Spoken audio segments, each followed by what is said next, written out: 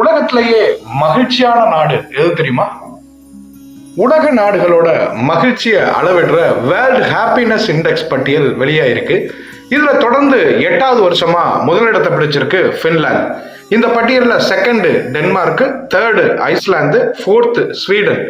இந்த இதுல 23rd place America பிடிச்சிருக்கு. 109வது இடத்துல பாகிஸ்தான் இருக்கு.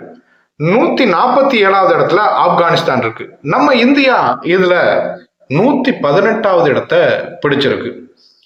இது எதை அடிப்படையா வச்சு நிர்ணயிக்கப்படுது அப்படின்னா, தனிநபர் வருமானம், சமூக ஆதரவு, ஆயுட்காலம், வாழ்க்கை தேர்வுகள் செய்யும் சுதந்திரம், ஊழல் குறைவு, இந்த அனைத்து காரணிகளிலும் முன்னிலையில் இருக்க நாடுகள் தான் அதிக மகிழ்ச்சியான நாடுகளாக கருதப்படுது.